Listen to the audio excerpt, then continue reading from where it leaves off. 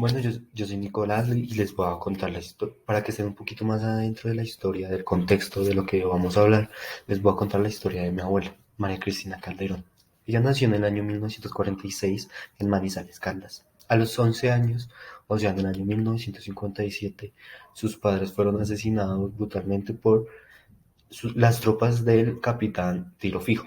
En ese año gobernaba también el general. Bueno, para que podamos estar un poco más dentro de este conflicto, para que podamos ponernos en los zapatos de la persona, se ha realizado este mapa de empatía en donde nosotros como estudiantes pensamos qué fue lo que podría pensar una mujer, una niña de actualmente esos 11 años, ¿sí? Entonces, en este mapa de empatía se pensó qué piensa y qué siente. Normalmente así preguntas como por qué los mataron, quién los asesinó, me van a separar de sus hermanos, donde ella tiene dos hermanos, qué pena, quién la va a cuidar, qué es la muerte. Pues una niña de 11 años aún no sabe qué es la muerte, no había experimentado eso. Y más un asesinato fue mucho más duro para ella. También el lado de que ve, pues en Calarcado, en ese pueblo se hizo un funeral general porque pues no fueron solamente ellos a los que asesinaron, sí, también vieron el dolor del pueblo, la separación de sus hermanos llorando, una casa vacía, pues es una casa que les quitaron, la- en los inicios de la guerrilla se las quitan también, que oye palabras como un maldito tiro fijo para una niña de 11 años, pues eso afecta dentro de su corazón, que, que si ellos no eran los profesores de la vereda, pues cabe aclarar que los papás de mi abuela fueron profesores en esa vereda, entonces eran unas personas conocidas, que si estas desgracias nunca van a parar, ahora qué va a pasar con sus hijos, sí. Entonces también en qué dice, qué hace, eso sí fue más en actualmente o dentro de los 50 dentro de, bueno, su etapa adulta, qué fue lo que ella hizo, sí, que buscó consuelo en Dios para poder superar esta muerte que siempre ha habido. Ella dice que siempre ha habido una complicidad entre el ejército y la guerrilla, entró en un shock. Ella también dice que se aisló de su propia familia. Unos esfuerzos que tuvo que realizar mi abuela fueron para poder superar esto, o los esfuerzos y miedos que tuvo que superar fueron miedo a que la guerrilla la persiga, el desespero, la frustración por no estar ahí, porque ella no estaba gracias a Dios, ella no estaba en la casa, porque quién sabe qué le hubiesen hecho, o si la hubiese reclutado, o qué hubiese pasado. La impotencia también, pues no podía hacer nada, era una niña de solo 11 años, la lejanía de entre los lugares de ella, de la casa de sus papás y donde ella estaba en ese momento, y pues el resultado pues no aplica porque de una muerte, un asesinato, nada bueno sale, sí, no hay una ganancia para nadie. El Quindío es uno de los 32 departamentos que forman el país colombiano. Se encuentra ubicado en la zona del centro-oeste del país, en la región andina, y cuenta con una demografía de 534.506 habitantes, de los cuales 280.881 están ubicados en la zona urbana y 253.625 son personas ubicadas en la zona rural del departamento. Limita con Risaralda, Tolima y Valle del Cauca. Cabe resaltar que es el segundo departamento menos extenso de Colombia, contando con tan solo 1.845 kilómetros cuadrados. Por otro lado, se quiere resaltar que es un departamento sumamente agrícola. Por lo tanto, su economía gira alrededor de la producción y venta del café, aunque también se cultiva el plátano, yuca, soya, maíz y cacao. Su segunda fuente de ingreso se basa en la ganadería, ya que cuenta en la comercialización, cría y engorde del ganado vacuno, porcino, caprino y ovino. Además, cuenta con explotaciones de oro, plata, plomo y zinc. Esto sin contar los minerales que no son metálicos, los cuales son la arcilla, la caliza y la dolomita. Durante la historia del país, este departamento quindiano se ha visto afectado por grandes luchas y desplazamientos forzados, gracias a que poseen tierras valiosas. Han sido víctimas de hurtos, extorsiones y hasta homicidios. Em,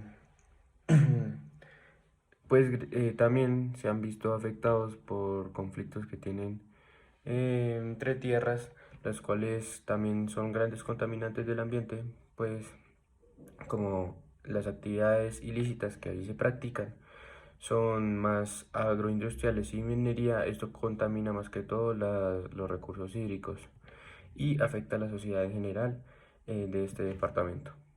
Quindío, una región olvidada por el gobierno colombiano que ha vivido una guerra contra el narcotráfico desde hace mucho tiempo, donde el paramilitarismo controla el narcotráfico y estos grupos usan la región como su patio de juegos. ¿Quiénes son los actores de este conflicto? Veamos el mapa de Stakeholder.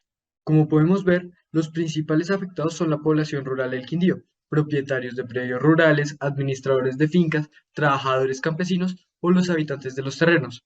Estos se ven gravemente afectados por el narcotráfico de la región. Por otra parte, siendo los principales participantes del conflicto los agentes de la ley colombiana, como son la policía y el ejército nacional, los grupos criminales y la población quindiana. Ya por último, los participantes externos del conflicto vendrían a ser los integrantes de la administración municipal, la población colombiana fuera del departamento y los comerciantes del área urbana, siendo afectados colateralmente. En un informe realizado por la Defensoría del Pueblo en 2015, para los municipios de Bijao y Génova, se estimó que alrededor de 4.166 personas estarían en un peligro ante agentes al margen de la ley, ya que están siendo víctimas de amenazas, extorsiones, hurtos, desplazamiento forzado y homicidios. Los niños y adolescentes de este municipio se encuentran expuestos al reclutamiento forzado. Por otra parte, el consumo de sustancias psicoactivas por estos menores ha incrementado debido a la gran cantidad de estupefacientes que se encuentran en la región. Este documento concluiría la alerta humanitaria en defensa de la vida, el agua y el territorio que se vive en los municipios quindianos. Grupos armados como los gaitanistas, los Rastros Rojos, el Clan del Golfo o las disidencias de las FARC hacen acto de presencia en la región cafetera, no tan solo atormentando el diario vivir de la población quiniana, ya que según medios periodísticos se afirma que existen conexiones entre los grupos ilegales y la política del departamento. Ejemplo de lo anterior sería la llegada del narcotráfico a los cargos políticos, como lo fue en su momento la elección de Carlos Leder como diputado a la Asamblea de Quindío, o los 2 diputados y 10 concejales conseguidos por el Movimiento de Liberación Nacional en las elecciones regionales de 1984. Otro ejemplo viene a ser la financiación política con dinero ilegal del narcotráfico, como lo fue el patrocinio de cabecillas del Clan del Golfo como alias Candado a políticos regionales. En conclusión, el narcotráfico en la región perdida quindiana ha generado conflictos sociales, políticos y económicos. El lavado de activos mediante empresas fachada en el Quindío, sumado a los pocos servicios armados de protección gubernamentales, han permitido el ascenso de grupos ilegales al poder del eje cafetero. Bueno, como ya mi compañero anterior les digo, el Quindío ha sido una zona bastante afectada por el narcotráfico y la expropiación de tierras. Por eso es que yo les voy a hablar de la restitución. Es por esto que los campesinos, entre ellos, han buscado la forma de que se les restituya la tierra y han tenido una gran ayuda que es la del secretario del Interior, Jorge Andrés Buitrao, el cual con ellos han convocado un cabildo abierto en busca de soluciones a los problemas de restitución de tierra.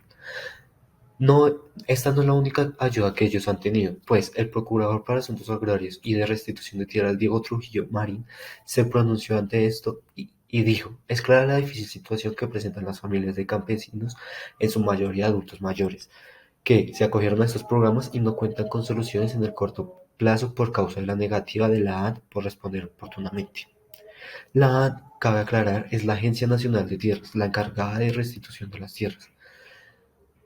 En conclusión, se puede decir que sí se ha tenido el apoyo, se ha buscado la ayuda para que se les restituyan las tierras a los campesinos, pero la ANT, la encargada mayormente, no ha querido ayudar, no ha querido colaborar en gran parte con ellos. Buen día, el día de hoy voy a hablarles sobre el uso de tierras por narcotráfico únicamente en el sector de Quindío, y para comenzar quisiera generar un tipo de conciencia sobre todas esas grandes heridas que dejó el conflicto por narcotráfico en nuestro país. Podemos hablar de dos claros ejemplos que pasaron muchísimo durante el periodo de guerra, que era la expropiación de tierras sin importar el fin con el cual las iban a utilizar, y también el desplazamiento forzado por amenazas o sustos de muerte por este tipo de conflictos. Ahora bien, vamos a enfocarnos más en nuestro contexto. Entonces, como nosotros estamos hablando sobre una época de un periodo entre 1950 a 60, podemos hablar de que la violencia ya existía en nuestro país. Por lo tanto, era algo muy común que la expropiación de tierras sucediera en ese tipo de sectores rurales. Y podemos también hablar sobre cómo el desplazamiento forzado influenció en la vida de nuestros campesinos, de nuestros colombianos. Una evidencia de esto era cómo las tierras de estos mismos colombianos no pertenecían a un mismo dueño durante mucho tiempo, debido a las amenazas a los dueños y que se movilizaran de ese lugar y abandonaran todo con tal de no morir en ese lugar o simplemente también morir de balas perdidas por el conflicto entre las guerrillas. Y el uso que estos grupos armados le podrían dar a las tierras era producción de cocaína, o también pudiera hablarse de que en muchas ocasiones existieron conflictos de tierras por puntos estratégicos, ya sea de control o de producción, lo cual era muy común en esos tiempos. Después de haber comprendido la situación por la que todos los habitantes del Quindío han tenido que pasar, yo les propongo, cierren los ojos por un momento e imagínense el miedo, la rabia, la impotencia, la tristeza que han debido sufrir estas familias a lo largo de los años a causa del narcotráfico que abundaba. A nadie le gustaría perder un ser querido o que le arrebaten algo por lo que se ha trabajado mucho. Bueno, este es el caso que tuvo que vivir la abuela de mi compañero Nicolás, después de haberlo perdido todo y no poder hacer nada.